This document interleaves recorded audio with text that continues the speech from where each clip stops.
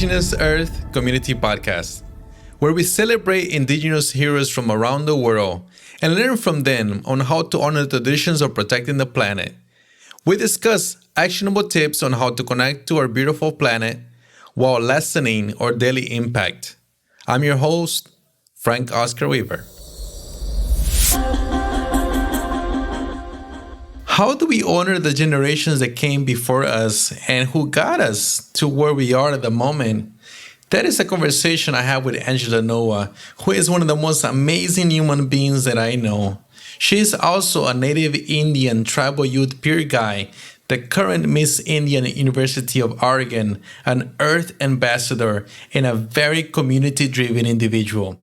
We discuss a range of topics such as the landmark Supreme Court ruling affirming Native American rights in Oklahoma, being a Native college student and advisor in 2020, to always honoring those who got us to where we are. Angela, how are you? Hi, Frank. I'm doing well. How are you? I'm doing very good. Thank you so much for taking the time to talk to us. Yeah, I'm so happy to be here. I love that you started this. I really enjoyed seeing other Earth ambassadors come on here with Unity. I think it's a really cool way to get kind of the work we're doing out there. So thank you for this platform. Of course. And before we start, I was wondering if you have some word of wisdom that you can ground our conversation. Yes. So I'm Oklahoma Choctaw. And if you saw in the news, yesterday, the United States Supreme Court did an act of upholding tribal sovereignty, where it ruled most of eastern of Oklahoma was basically Native American. It belongs to the indigenous people. And I think that was huge. I got so many just love and support. It made me feel really emotional because I know a lot of work has gone into being seen as indigenous people and upholding those, that those treaty rights. And so I came across this quote of, it said, someone 7 generations ago prayed for you. And there's this belief out there that what we do now impacts 7 generations before and after us. And I just thought that was that quote kind of goes huge with what you're doing, I'm doing, what most of this work includes of what we're doing now, the movements, like you can truly see change start to happen. And it makes me feel so encouraged. This pandemic and being away from home I feel stronger when I'm with my community, but it's hard because now, like, how I show my people I love them is by staying away, because I'm here in U of O, still going to school, and I miss my family so much, but trying to understand that what do I need to do to make sure, that the generation is going to survive, or that these lands and the work around decolonization is happening and healing is happening. So I just love that quote of, 7 generations prayed for you. And because I'm thinking of 7 generations after me right now. And I think that's like the motivation, or that's kind of what I'm inspired by. So yeah, that's kind of what I want to share. That's where my heart is right now. And it makes me feel so just energized and excited to just keep going because, we are bringing actual change and it's happening. It's here. This movement, it's here. Yeah. Yeah, for sure. And it's a beautiful words that you say to respect our ancestors and honor them in our lives. And like you said, I also think about future generations of the kids that are growing up and stuff like that. But we sometimes don't think that a lot of people fought really hard to get us to where we are. Mm-hmm. And it's really great to be honoring them. And I know it's been a year since I saw you. I think last time I saw you, we were on a canoe going downstream, picking up later. And it's been a wild year since then. How you been? How's everything? That was my first outing with the Earth ambassadors under the United National Indian Tribal Youth. That's kind of where our journeys crossed, and I was so appreciative just when the Earth Ambassadors had an opportunity to actually engage with the land. We went to the coast and we all just had a great time. And I just remember the rain coming down. And in my culture, when rain comes down, it means it's like a blessing. And I just felt so empowered to be with that cohort, and I miss them all. But I've been good. I finished my first year of school at the University of Oregon. I'm pursuing nonprofit public policy and city planning, learning about, redlining, learning about what healthy communities mean. I grew up on a reservation, so applying it to the lens of urbanism is very new for me. So I've just been thinking about what it means for my tribe, especially with Native communities being impacted by this pandemic. So it's been a huge and interesting time being in school during this virus. But I'm encouraged, and I start school again in October. It'll be my second year. I feel that I've learned a lot. I'm first generation, so I picked up healthier habits. I just felt like I had to go through it one year, and I just know I will be better student-wise. But I'm also the 2020-2021 Miss Indian University of Oregon, which means that I'm just a cultural ambassador for our Native American Student Union on campus. And that's been a lot of fun to connect with other royalties and actually have a platform to try to, get the voices of Native students in higher ed. So I'm encouraged by that. It's a whole new ballpark for me, but I love to learn, and I'm just keeping my people close to heart because, this is the only reason why I'm doing it and pushing this far. So it's been good. It's been good to engage in healthy conversations, learn a lot, and I hope to apply that just as I continue undergrad. So it's good. Yeah. Yeah, you're like you have your hand in so many different spots. I know you've been recognized on the stage as a National Indian Tribal Youth Peer Guy. You mentioned you're the Miss Indian University of Oregon. You're an Earth Ambassador, and if anybody follow you online, they know you're a very powerful activist. But beyond all those titles and roles, I know you're a very caring and empathetic human being. And I wonder, where did that care for people come from? Where do you get that energy to be a better person for yourself and also for your community? Yeah, that is, I think, just a humbling question because sometimes I forget where my roots are, like how it all started for me. A lot of folks would say that it's more of like a feminist thing or activism, and those words are really loaded with academia, and I didn't really resonate with that, I would say, till this past year. But honestly, it just came from survival. Like, I grew up on the reservation, so in Civicue, Arizona, and I just love saying that town because it used to be a place of heartbreak and hurt, but understanding why these things happen, why there was such a heavy presence of addiction, why when I left the reservation and when I told people, in the city, I'm Native American, they got so excited about it. And I was like, whoa, like, it's so different because back home, I think I really took my culture for granted. I didn't, I was just like, yeah, it'll always be here. But when I left, I longed for this connection. I miss home so much. And every day I'm just so proud to be, Apache and Choctaw. And so I think that my story for me began my sophomore year. I had lost a best friend to, he took his own life, and his name was Julian.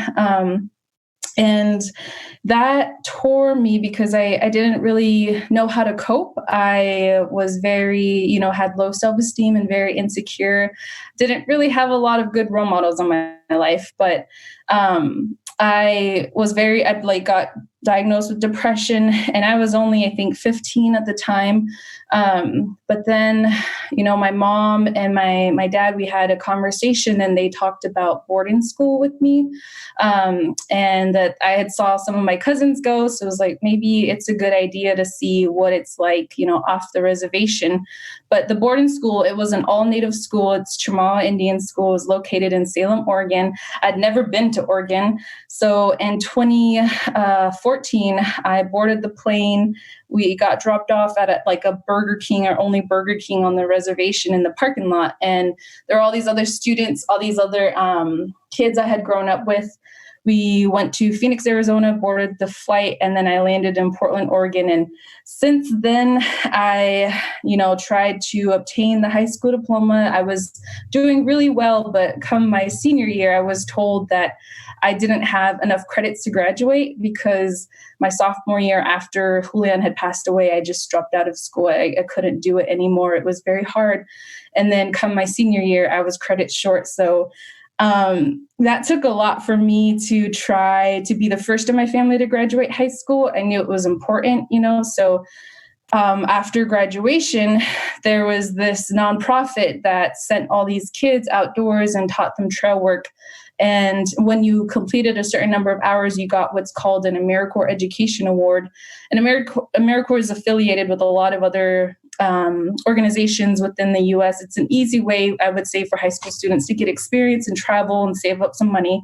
So I did that. And being outdoors, being connected to nature, disconnected from my phone, not having this immediate luxury with the shower, a flushing toilet, like all the things I feel I take for granted. I was just out there doing hard work in trail and camping and hiking, learning what being on a team means, learning what family means.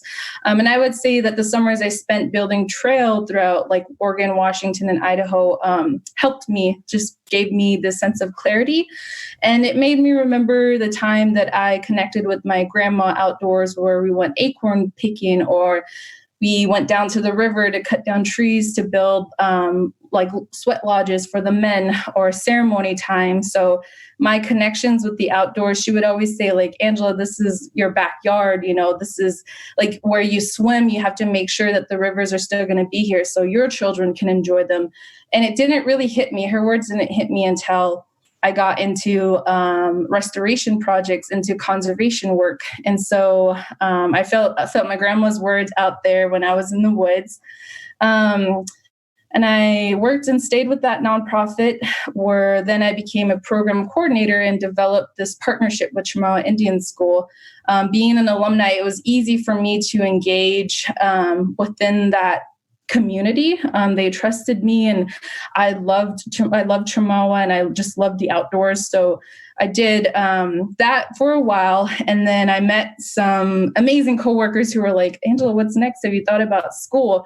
And I didn't really have mentors who kind of showed me the way until I started having coworkers who were just powerful women doing amazing work. And they helped me apply, and I got into U of O. But before that, I had dropped all of that AmeriCorps education money on a backpacking trip to New Zealand.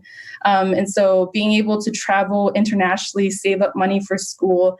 I do not come from a place where money is, that we have a lot of money. So having to work really hard and be in these programs, but I'm very inspired now because I'm at U of O and I'm trying to understand city planning and public policy. I feel like policy work is applicable in many things. So I'm trying to just learn and take these experiences with me and share them too. I think that as Native people, we have such a strong oral tradition. So I'm always just giving people advice, or, telling them I love talking so much. So I think that in conversations, you can have healing too. So that's kind of my story. Yeah. Yeah, it's very powerful. It's very, I know it was emotional for me listening to your tale about your friend and, in a way, a little bit being lost, not knowing, which way you were going. Mm-hmm. But once, you got to the outdoors, it seems like everything came back to you, like the memories you had with your grandmother, and it kind of healed you in a way. And I feel like, the green, right? Mm-hmm. Just like looking at trees and being around that, it has just this energy that really we need it. We need it, Yeah. And my mom, she's bedridden, and it's hard for her to go outside to enjoy the green. So we got her like a green lamp, and it says that she feels better that way. There's just something amazing about being like around that nature, and it's really cool that you're able to connect with that. And that kind of made you like springboard to become an Earth ambassador, right? Yeah, I had heard about the Earth Ambassador platform. I had heard a lot of great things about the conference with Unity.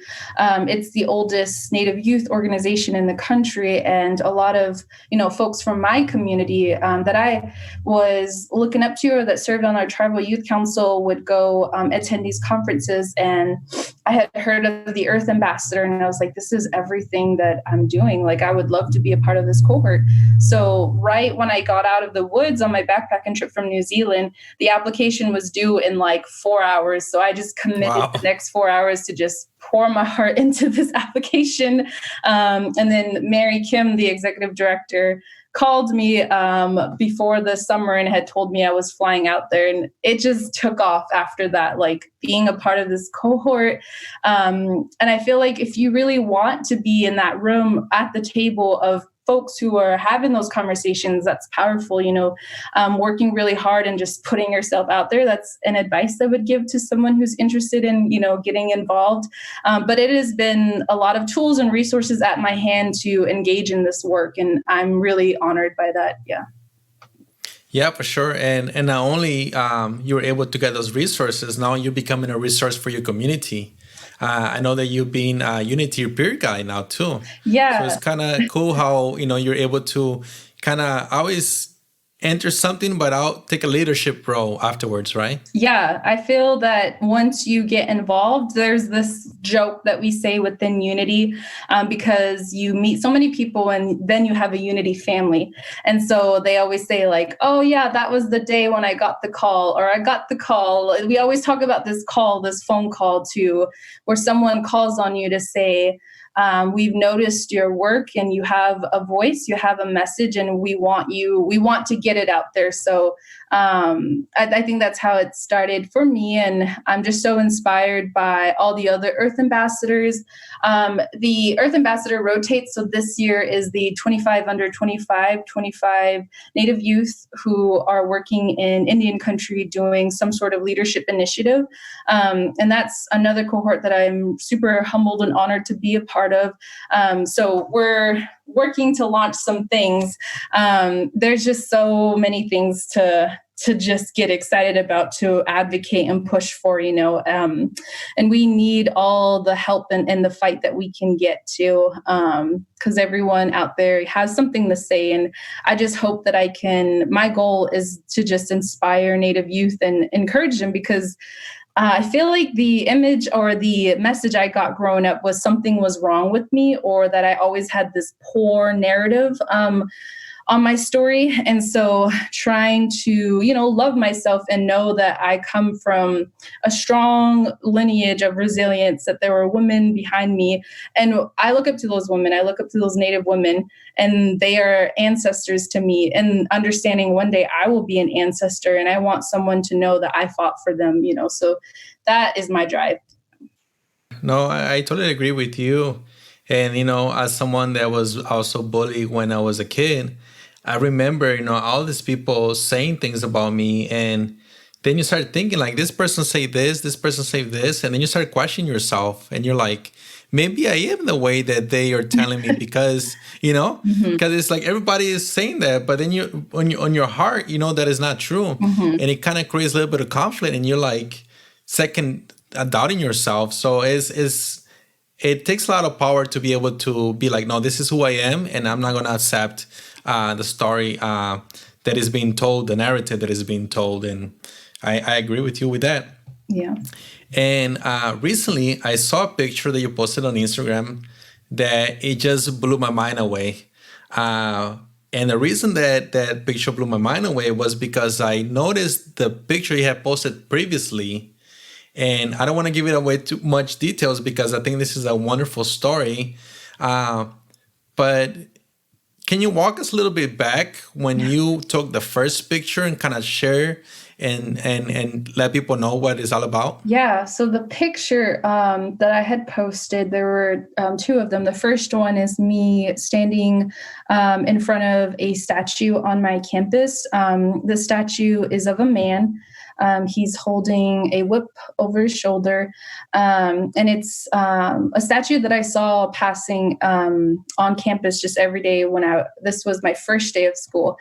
I had learned and having friends from the Native Student Union and just the Native community here in Eugene, Oregon, I had heard a lot of talks about how there was this statue, this pioneer woman, and this pioneer, the pioneer mother and the pioneer father is what they had called it, on U of O campus. And I saw on the first, the summer before school, a lot of students coming to campus to learn more about U of O, and the guides would stop at these statues and explain what they were, but they just very subtly mentioned that, the harmful narrative behind it. And the reason why Indigenous people and Native students advocated so hard for these statues to be removed is because they grant the father, the statue, this woman and the mother, they grant these statues as the pioneers of discovering Eugene, of saying these were the people who founded Eugene. These were the people who discovered this area. And that is harmful because that washes out the stories before that moment. There was and still is to this day Kalapuya people. So understanding they came in here thinking and not knowing, being harmful, and then put up these statues. And now years later, generations later, you get students who come from that lineage, who maybe are even from the Kalapuya people, identify with that ancestry. And it's just the same and as harmful as seeing Christopher Columbus statues all around the world. So it was Indigenous Peoples Day, and our Native Student Union did a rally, and I had saw that there was some campaigns going around where people were highlighting missing and murdered Indigenous women. And a really common way that you see that done is the red handprint over the mouth on the face. So every time I do something that engage with representation or highlighting an advocacy work, what have you call it, I prayed about it, and I put the handprint over my face, and I went to the statue and I just stood there. My sister was there for me, and I was so scared because people had been telling me, if you post this, Angela, this could be harm. U of O is not going to like this. Think of the administration. But I feel that I have always been so, I would say, considerate of feelings, and wanted to, I felt a lot of pain because it was the first time I ever had connection to the MMIW epidemic. A friend close to me, we used to go to Chamawa together, was found in a river earlier, and I heard about her death just through an article that went viral, and that broke me so hard. And I did it for her, and I was just angry, so I posted the picture where I was kind of protesting in front of the statue. And then recently, fast forward to, I think this was almost, I would say, a month ago, there were protesters there. We highlighted why are these statues still on campus? They need to come down.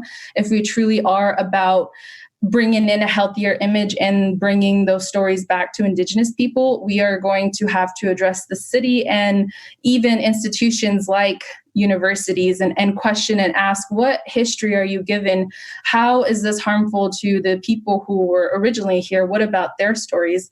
And so it came down, and it was a field day. I showed up, and I wanted to get a picture. I wanted to photo this because one day I want to just show that there was proof that, we had been fighting, that we saw a day where it came down, and I stood back up on where the pioneer man was, and that was my way of just reclaiming the space. And I get so emotional thinking about it, because there were just some hard days where I felt like I could not be a student at U of O. There was just oppression and this internalized racism happening within the institution. And as a Native American student, as a woman, I just felt so unheard. I did not feel seen. And then I would go to my next class, cross the campus, and I just see the pioneer father staring at me. So for my mental health, it impacts the way I feel. It impacts my body.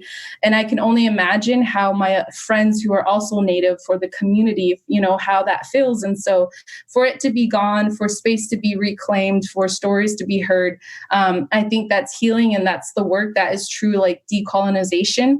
And yeah, just that's the image that I want to see, where Native stories are told and they're brought to the front line. So I shared that, and it's just been eye-opening, and it was powerful for me, and it was a really happy day to see that statue come down.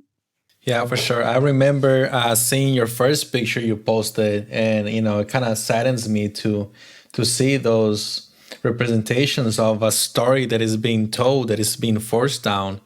And one day I was just, browsing Instagram, and I look at the picture, and you're like on top of the statue, and I'm like, oh my God, it happened, Yeah. It was just incredible to see the progression of the work. And I feel that that's like a good story to tell, in the sense that sometimes, we're working for things that we believe in, and it doesn't seem like they're going to change, because they are like a statue, Yeah. they're on a pedestal, and you're like, oh my God, like I'm just a human made of flesh. How am I going to fight the statue? But statues do crumble, and people rise up, and I think it's great. And I do want to post the pictures on the description, so that way, if you're listening to this and you want to see what these pictures look like, I'll post it there so you can look at that. And I know we talk a lot, and I just wanted to be like so thankful for taking the time to talk to us. I know the conversation is not easy, the topics, but I'm really appreciative to know you, and to see all that you're doing for the community, and for yourself. You are like a big inspiration for a lot of people. Thank you. Thank you, Frank. I appreciate that. I'm very grateful for everyone that's come into my path. And it's great once you start talking collaboration. So when you DM me, and I also saw the other Earth Ambassadors, like, this is so cool. So thank you for your work. You're also bringing healing to folks who are listening, and I think that that's what the work is all about. So thank you. Yeah, for sure. No, thank you. And I hope to get all the ambassadors. When I first thought about this podcast, I thought it'd be cool, like one episode to be Earth Ambassador. But I'll get there. I'll get all the ambassadors. But it's been really cool to talk to people from all over the world, such as yourself. Last podcast, we talked to this gentleman from Australia that does rescue of native bees. Like, it's wow, But before we go, I was wondering, do you have any tip for us? Anything that we can do since we're at home to be more sustainable, or maybe to be more healing with the earth, or even with what's going on the current climate? Yeah. Something that I feel like, especially like people of color or folks who are involved in activism work, sometimes just thinking about what you had said of, it's hard to see change immediately.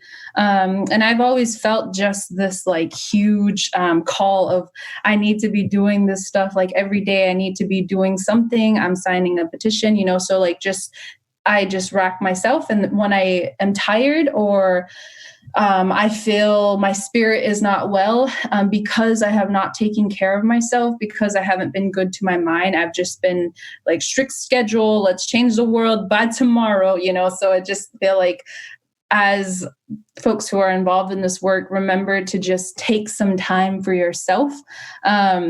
yes, these initiatives are important, but you are also important. And I feel that we forget that message every day. Mental health is super important. Your family needs you. You are loved. If you haven't been told yet, I'm so proud of you. And so that's a message that I would share with folks. And you just start to feel like I guess like a check-in, a call to your mind of like, am I being present right now? How is my body feeling? What does my body need today? Did I even eat today? And so that is something I feel that has been carrying me through. And I think that that's where that energy and just that gentleness comes from, because you want to be your best self. And so right now the world is very demanding and change is here and the revolution is here. But we still need you to be your best. And that's something that I've just been sharing with my team and myself. So that's what I would like to say. Thank you, Angela. And everyone, listen to Angela's advice. Listen to your body. You have a headache. When was the last time you ate, right? When was the last time you drink water? How's your sleep? Listen to your body. Thank you again, Angela. Wonderful, wonderful conversation. And I wish you the best of luck. I'm super proud of you and all the work you're doing. And let's catch up soon. Yes, let's do that. Thank you. Bye-bye.